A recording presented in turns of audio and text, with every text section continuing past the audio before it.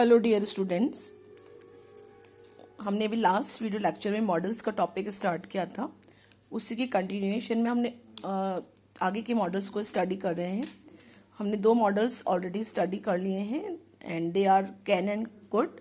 और जो हमारा थर्ड मॉडल है इट इज़ मे। ये है मे मॉडल और इसके जो यूसेस हैं वो हम चेक कर लेते हैं। देखिए, जैसा कि हमने जो पढ़ा था कैन मॉडल में कि जो कैन होता है, can model expresses informal permission. Informal permission का मतलब मैंने आपको बताया था कि ऐसी परमिशन जो कि अपने फ्रेंड्स, रिलेटिव्स और जिनसे आप काफ़ी फ्रैंक हैं और जिनसे आराम से आप बात कर सकते हैं, कोई हेजिटेशन नहीं है, उनके साथ में हम यूज़ करते हैं। फॉर्मल परमिशन बिल्कुल इसके अपोजिट है। इसमें जैसे हमें हमारे टीचर्स हैं या हमसे कोई सीनियर है, कोई बड़े हैं, उनसे अगर हम कोई परमिशन लेते हैं या मान लीजिए आप किसी इंटरव्यू में जा रहे हैं, वहाँ पे आप कोई परमिशन लेंगे, क्योंकि वहाँ पर क्या होता है, वहाँ पे आपको थोड़ा सा आप फ्रैंक नहीं हो सकते। आपको you will have to maintain some distance, आपको कुछ डिस्टेंस मेंटेन करनी होती है। तो उसको हम बोलते हैं फॉर्मल परमिशन, यानी ऐसी परमिशन जो कि अपने से बड़ों से ली जाती है और जहाँ पर आपको परमिशन लेने में हिचकिचाहट महसूस होती है, उसको बोलते हैं formal permission.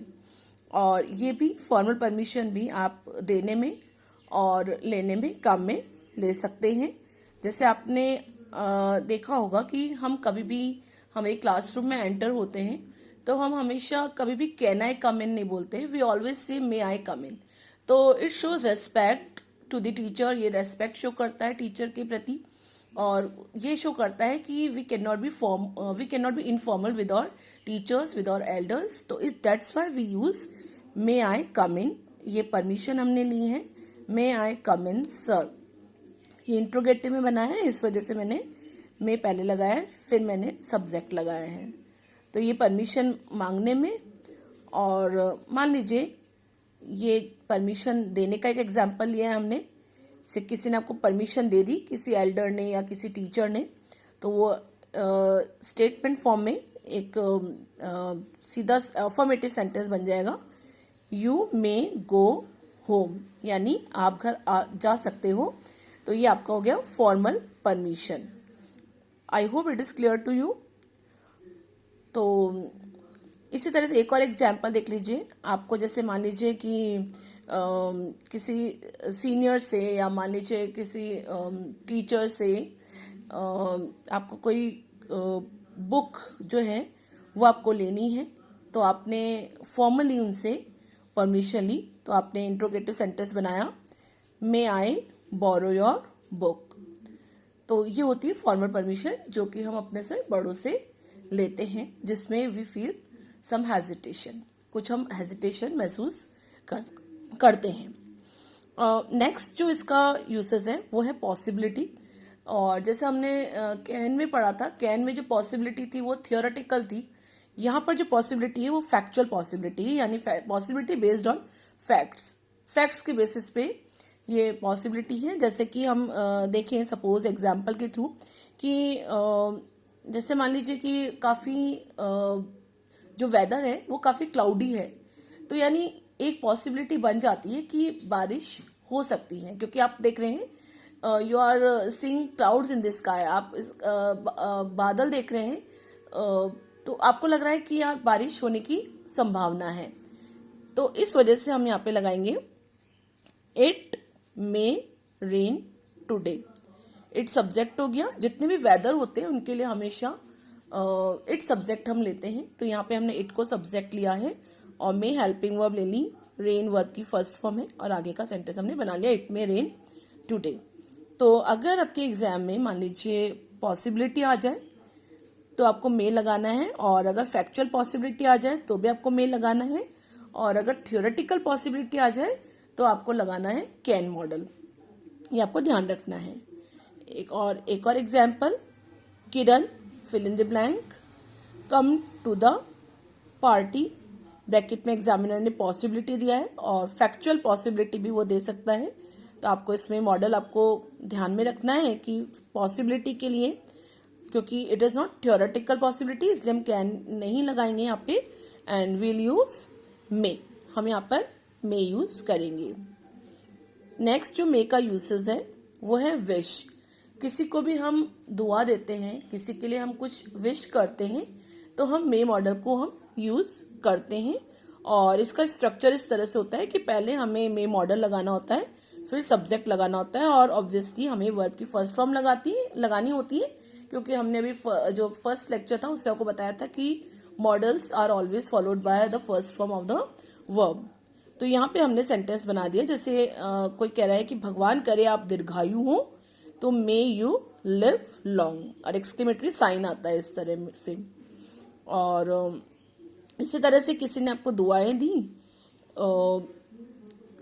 Fill in the blank, all your dreams come true, bracket में एग्जामिनर ने दिया विश।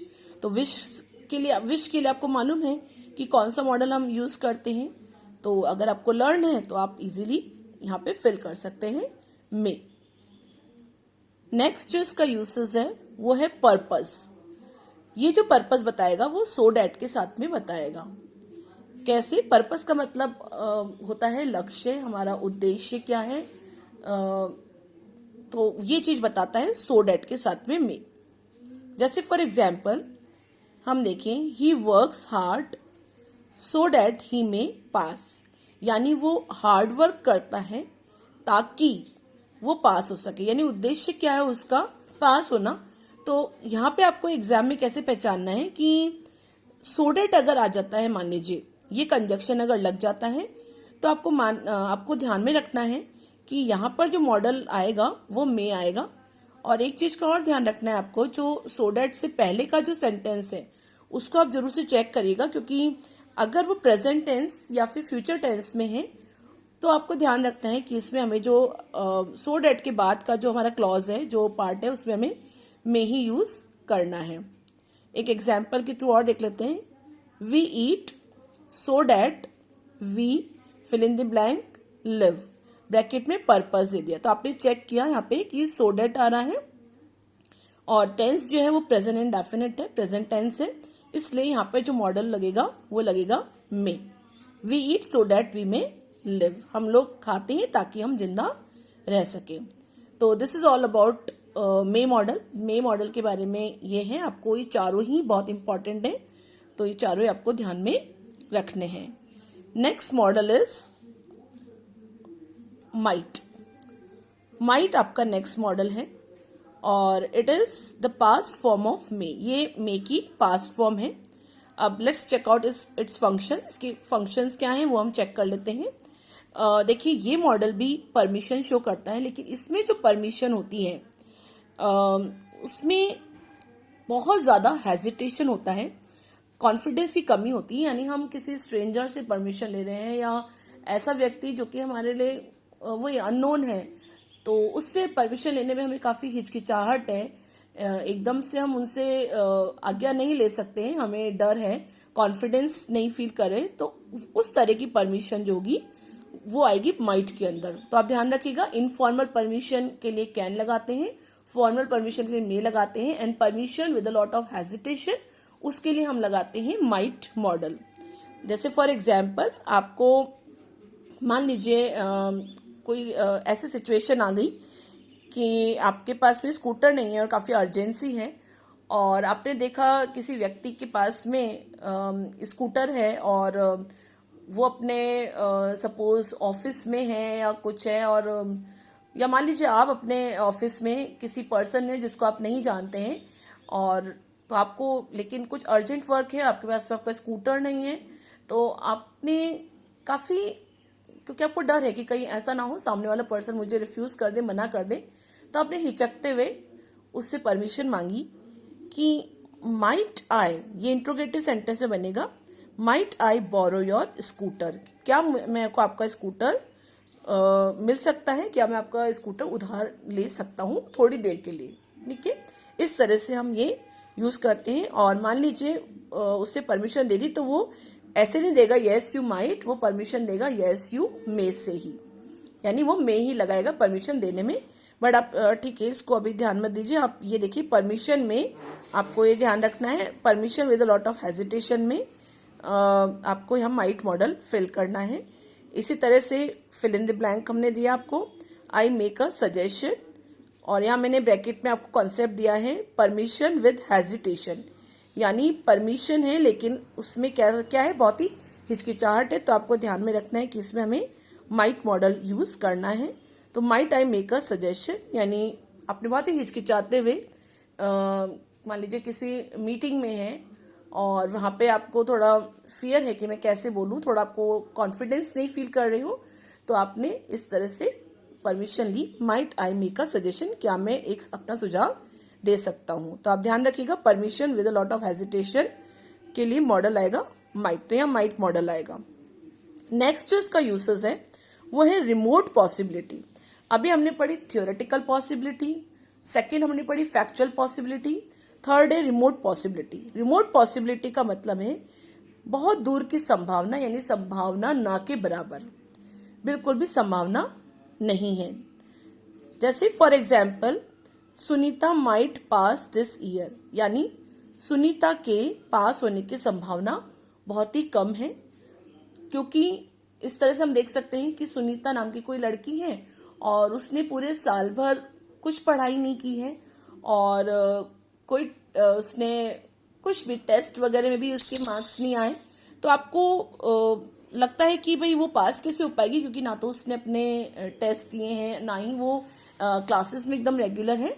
तो अगर कोई पूछता है कि वो सुनीता पास हो सकती है क्या, तो आप बोलेंगे बहुत ही कम संभावना है, ना के बराबर संभावना है, तो Sunita might pass this year. Remote possibility, दूर की संभावना। इसी तरह से एक और example, he fill in the blank turn up. Turn up का मतलब होता है कम आना, तो और ब्रैकेट में एग्जामिनर ने दे दिया रिमोट पॉसिबिलिटी। तो रिमोट पॉसिबिलिटी आपको याद होना चाहिए, उसके लिए जो मॉडल है हमारा वो है माइट, तो he might turn up. Third जो इसका यूसेस है वो पर्पस ही है, और ये पर्पस भी सो डैट के साथ ही बताएगा। अब कैसे बताएगा, सेम वही है जैसा हमने पहले पढ़ा है, he worked hard so that he fill in the blank आ गया, मान लीजिए पास। तो आपने यहाँ देखा सो डैट है, ठीक है, सो डैट के साथ में मे भी आ सकता है पर्पस के लिए, और माइट भी आ सकता है। कैसे, तो आप चेक करेंगे कि सो डैट से पहले का जो सेंटेंस है उसका टेंस क्या है।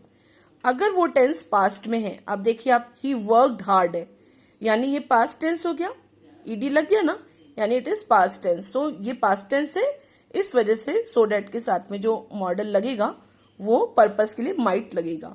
एक और एग्जाम्पल हम देख सकते हैं, he died so that others fill in the blank live, bracket में पर्पस दे दिया, तो आपने चेक किया सो डैट है और सो डैट से पहले पास्ट टेंस है, इसका मतलब पास्ट टेंस है, इसका मतलब माइट लगेगा, में नहीं लगेगा। अगर प्रेजेंट और फ्यूचर टेंस होता है सो डैट से पहले, तो हम में यूज करते हैं पर्पस के लिए। I hope both the modals are clear to you. Thank you so much.